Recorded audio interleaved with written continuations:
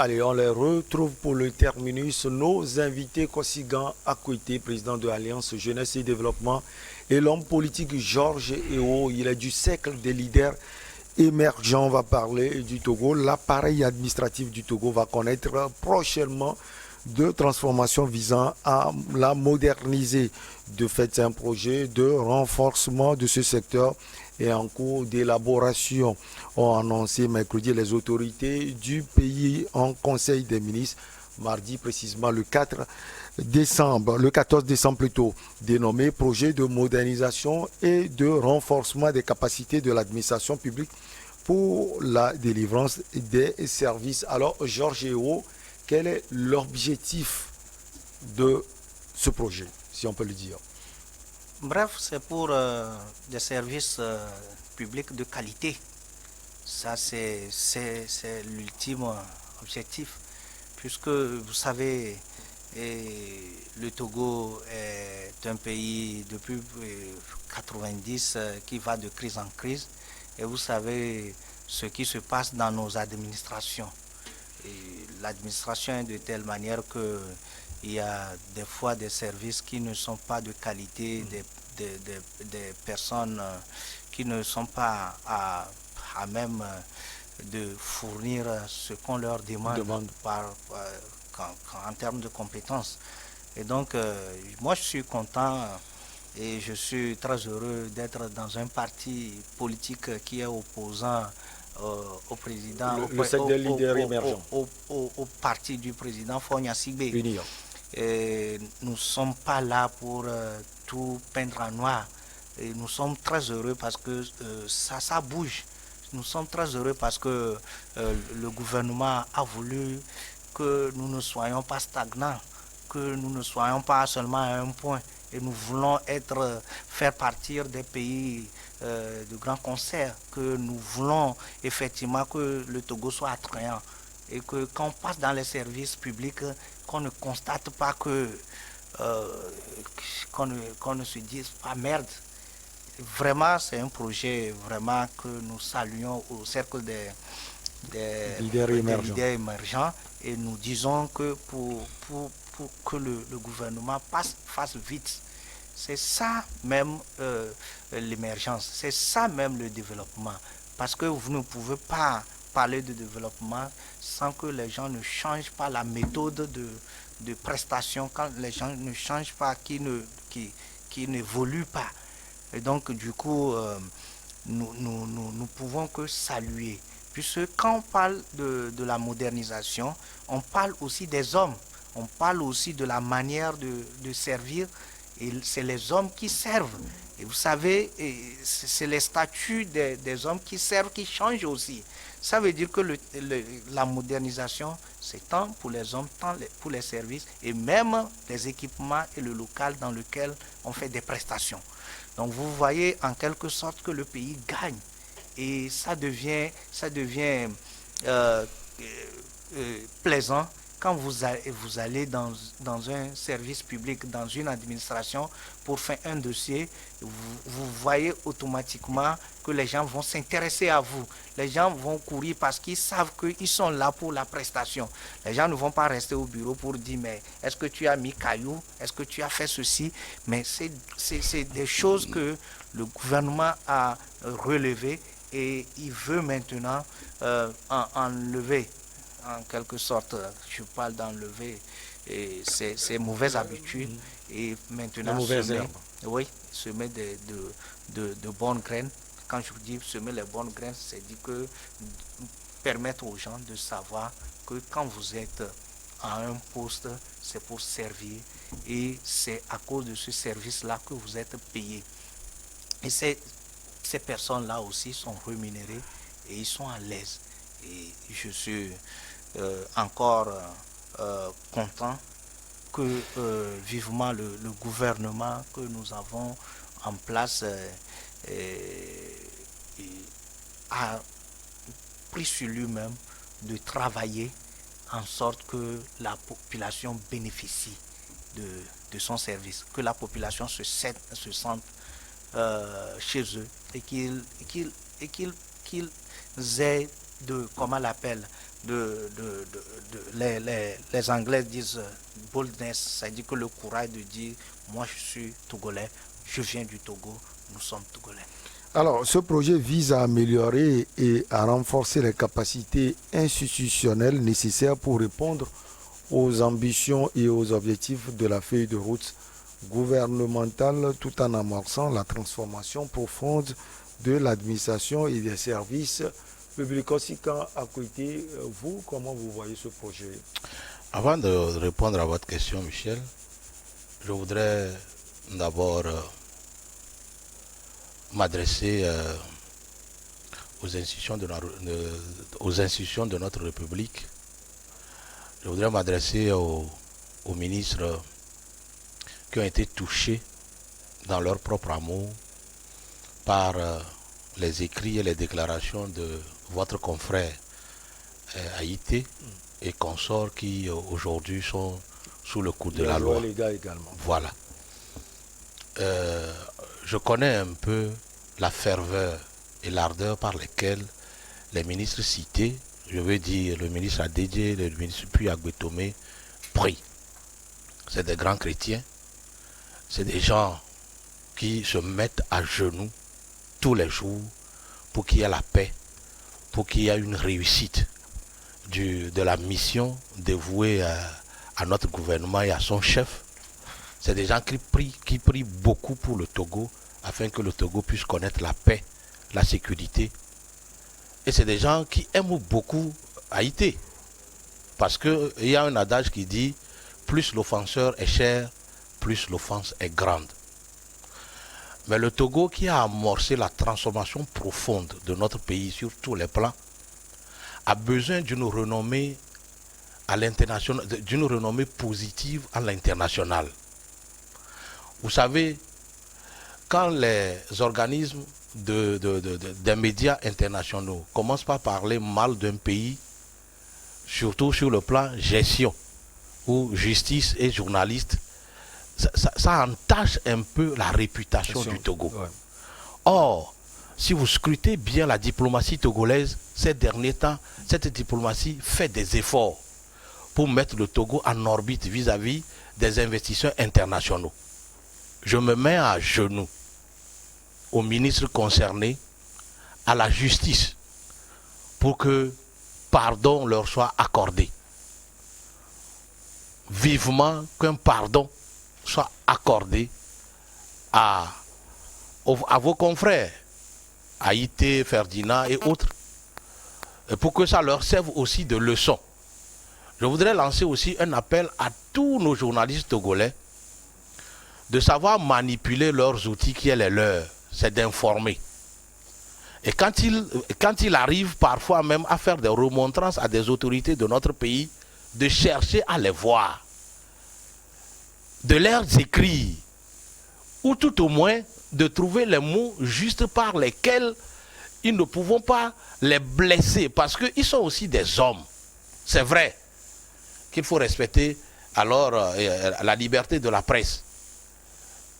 Mais il faut aussi respecter l'honneur et la dignité des autres. C'est la démocratie qui permet ça aussi. Je voudrais sincèrement prier les autorités de notre pays à faire table rase et à pardonner ces journalistes qui sont aussi des Togolais, qui, ramenés à l'ordre, peuvent servir positivement ce pays. C'est avec un ton humble, un ton de demande de pardon que j'adresse à la première autorité, au premier juge de notre pays, son excellent Faure Gnassingbé, afin que de l'eau soit mise dans leur vin. Alors, pour répondre à votre question... D'abord, je sais que vous êtes très accroché à ces journalistes. Vous avez toujours soutenu les journalistes et je pense que c'est une bonne chose. Ces déclarations nous vont tout droit au cœur. Merci beaucoup à vous, Kosiga Akoité. Peut-être que Georges Hérault aussi va intervenir sur cela, mais pour répondre à notre question. Je lui donne d'abord la question, je suis un peu ému, okay, je lui laisse la question. Alors, Georges Hérault, à l'endroit des journalistes... En fait, je suis très heureux d'écouter ce qu'il a dit. En fait, nous devons savoir que nous sommes dans un pays de droit et savoir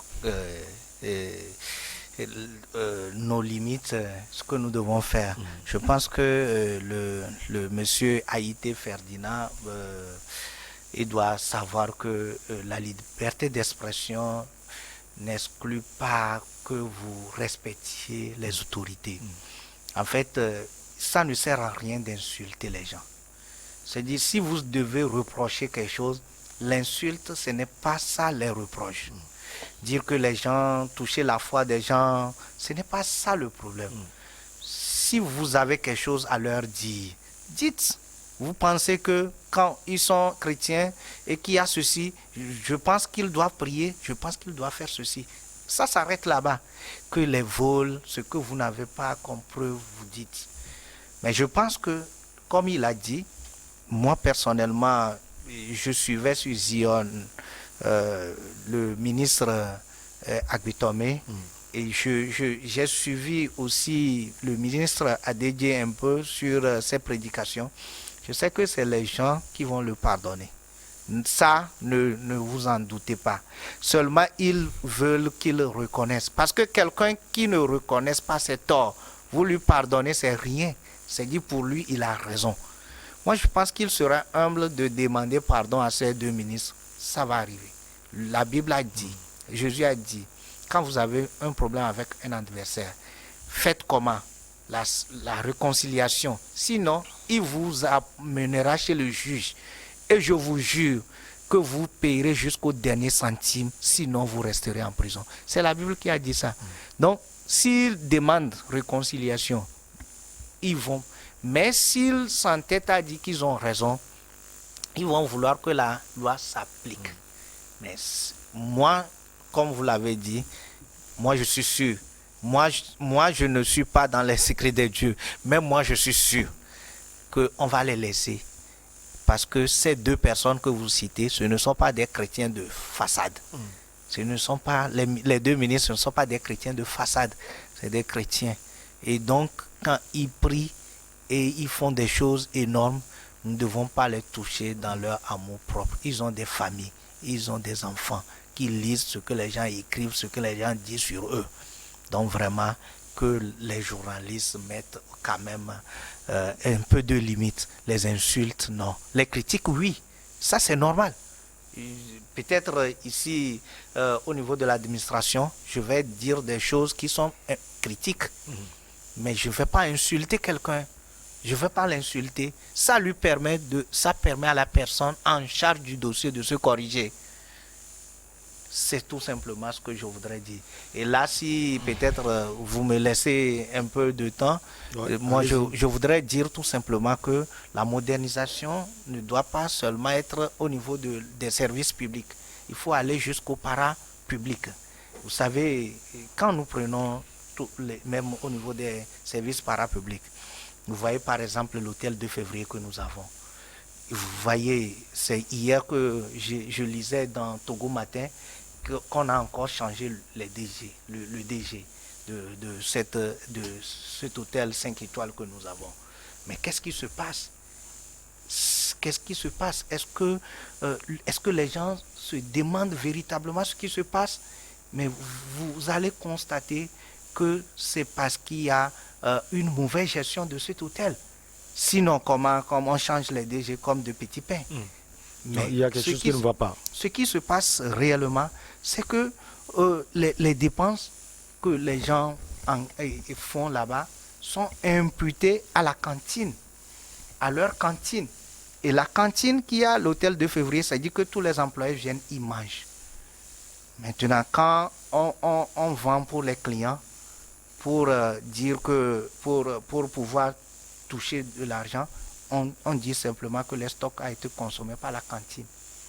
Et ce que je ne comprends pas, c'est que jusqu'à présent, vous voyez, les gens, ils sont là. Ceux qui s'opposent à ce geste, ils n'ont pas de promotion. Soit on vous enlève, on vous amène vers là où il y a beaucoup de feu, que vous allez... Donc quand vous dénoncez, vous ou bien vous opposez. Oui. Vous opposez parce qu'au niveau de la cuisine, il y a un Sénégalais. Sous lui, il y a un Togolais. Mais je ne comprends pas comment est-ce qu'un Togolais peut travailler à côté d'un Sénégalais. pour notre hôtel qui nous appartient. Et mais ça ne va pas. Et mais quand les gens qui sont en charge, les gens qui ne veulent pas collaborer pour que la mauvaise gestion continue, les gens travaillent sans promotion. Il faut que vraiment que cette modernisation, que ce service de qualité, que ce changement va au-delà des services publics, même jusqu'au parapublic. Alors, voilà, pour répondre à votre question, ouais. je voudrais d'abord saluer cette décision qui est essentielle. Aujourd'hui, tout le monde sait que nous sommes à l'heure du numérique. Et donc, il doit y avoir beaucoup de dématérialisation voilà, des services de l'État. C'est important. Et cela évite aussi la corruption. Maintenant, entre-temps, je me demande l'heure d'entrée de nos services publics. Est-ce qu'entre-temps, une note de service l'a changé ou pas? Parce qu'avant, c'était 7 heures. Mais aujourd'hui, si vous faites bien l'analyse ou la remarque, vous allez constater que les services administratifs commencent entre 8h30 ou 9h. Et parfois, vous êtes même là avant que le commis ne soit là. C'est-à-dire, d'autres arrivent au bureau entre 8h et 8h30. Et les services commencent même à partir de 9h. Mais est-ce qu'entre-temps, les horaires ont changé? Si les horaires n'ont pas changé, il va falloir que le ministre de l'Emploi veille à ce que l'heure du début de service, si c'est 7 heures, que ça soit 7 heures. Et ça, c'est aussi important. 2, il va falloir que nous, Togolais, nous changeons aussi de mentalité pour accompagner alors cette réforme-là. Parce que nous sommes tellement pressés, nous comptons souvent sur nos relations que quand on arrive dans un service public et on demande alors un papier, on cherche à faire pression sur le commis pour qu'on soit le premier servi. Même s'il y a des demandes avant nous, on cherche à ce que nous soyons d'abord servis avant les autres. Et cela fait que nous appelons des autorités de ce pays, d'autres amènent de l'argent pour forcer la main au commis de traiter son dossier au premier. Alors, si ces comportements continuent, quelles que soient les réformes qui seront faites au niveau de l'administration, il n'y aura pas d'effet. Il y a 1. 2, il faudrait que les conditions de travail des agents de l'État soient revus, que leur salaire soit revalorisé, qu'il y ait des primes pour les inciter à venir au service et travailler pour le citoyen. Parce que souvent, qu'est-ce qu'on constate? Il y a des gens qui viennent au bureau, mais qui après, c'est comme ils sont venus faire des actes de présence et après, ils repartent pour leur business. C'est aussi ça la réalité. Donc, si aujourd'hui, on veut faire dématérialisation, si on veut faire réforme, et que celui qui doit conduire ces réformes-là ne se sent pas bien dans sa peau, je crois qu'il y aura mal donne. Donc, il faudrait que leurs conditions de travail aussi soient revues. Ça fait 1. Il faudrait, ça fait 2. 3, le cadre dans lequel les gens vont travailler.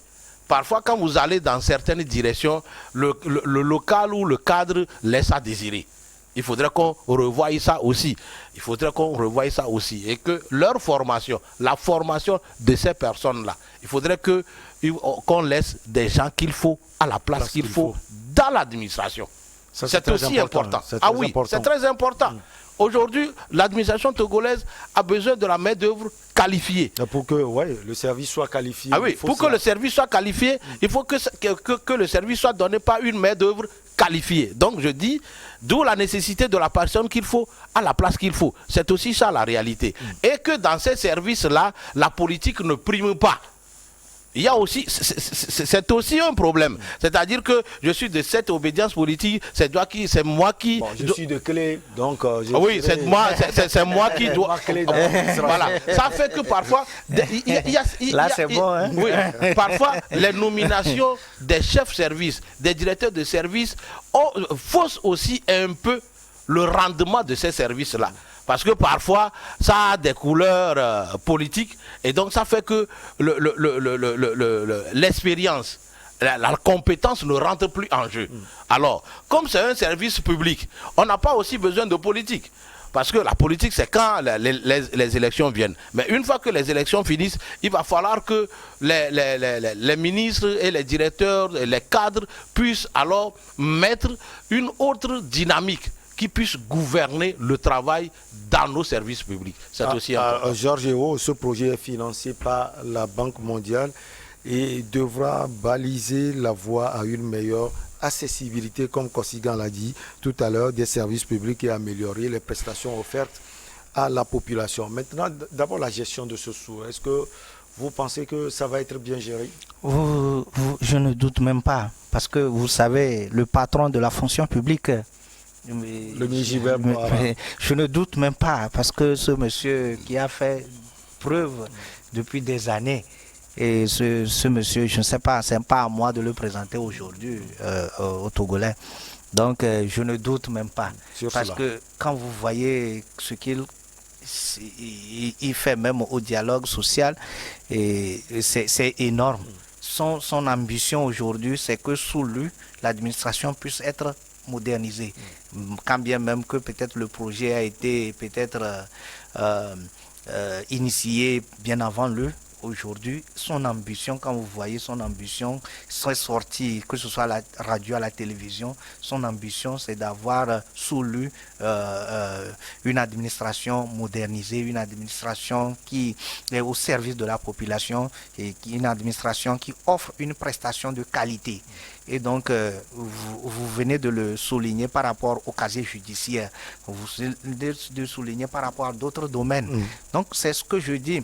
Et moi, je voudrais même, heureusement que le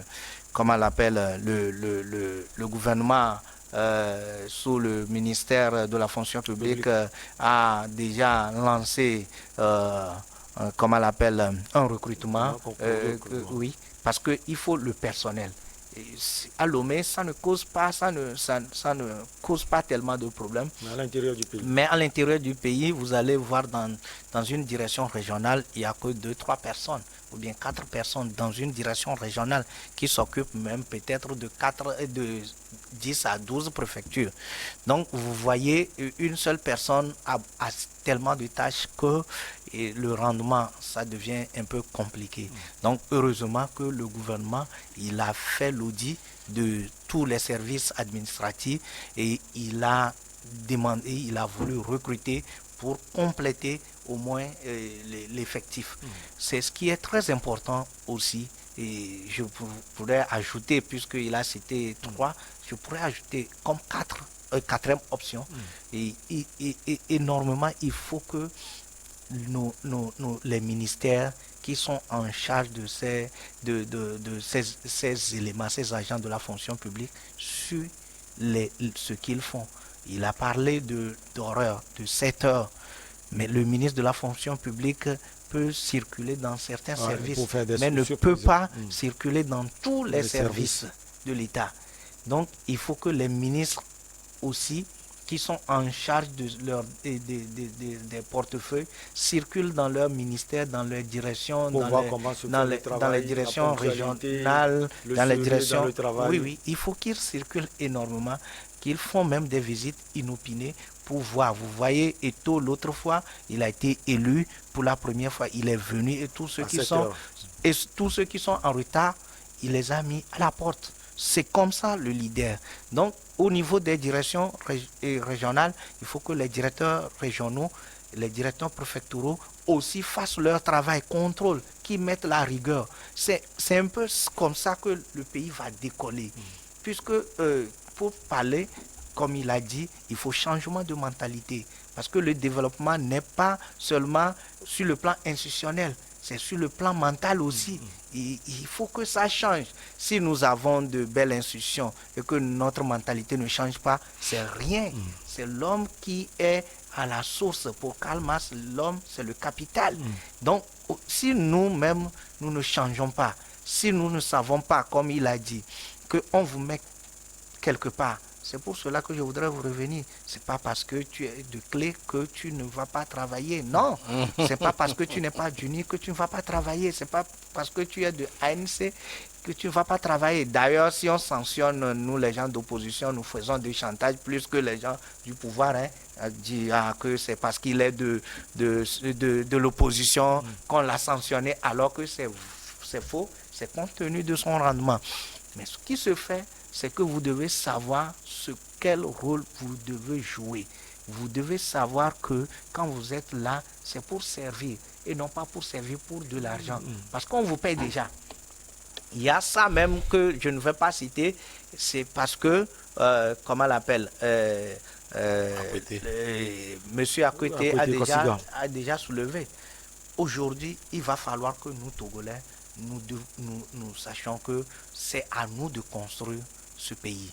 Aujourd'hui, on a la chance que le gouvernement a décidé. C'est-à-dire qu'il a décidé, c'est comme une décision, une résolution ferme d'aller en avant. Qu'est-ce que nous attendons? Il faut l'accompagner. Il faut les accompagner. Alors, vous avez un dernier mot sans doute? Nous sommes au Oui, terme. je voudrais revenir sur un point essentiel. Je suis tourné toujours vers l'ami Togo nouvellement élu.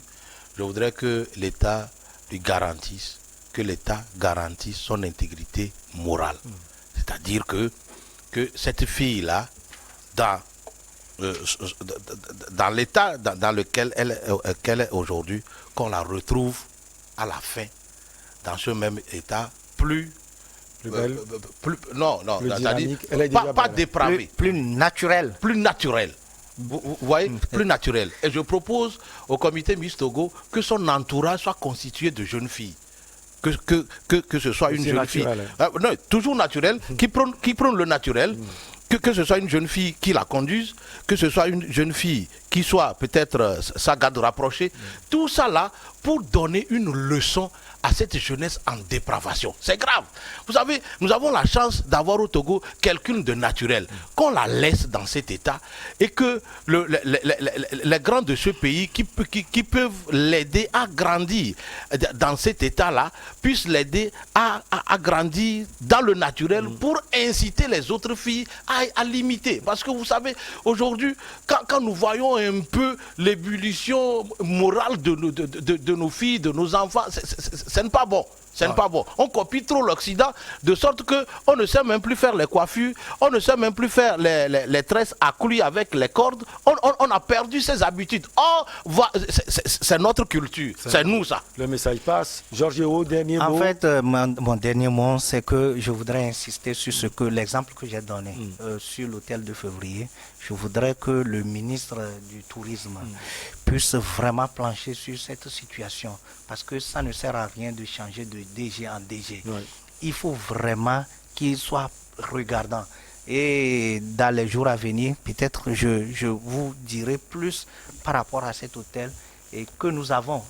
Moi, quand j'étais, je crois, au Mali, non, c'est plutôt au Niger, il y a un ami qui me dit pourquoi j'aime le Togo, c'est 2 février. Donc, c'est notre joyau. Merci beaucoup à vous, l'homme politique Georges Hérault. Vous êtes du cercle des leaders émergents clés. Merci également au président Kosigan Akwete de Alliance Jeunesse et Développement. Merci également à vous pour l'attention toujours particulière. On se retrouve donc très prochainement, toujours avec le même plaisir. Excellente suite de nos programmes.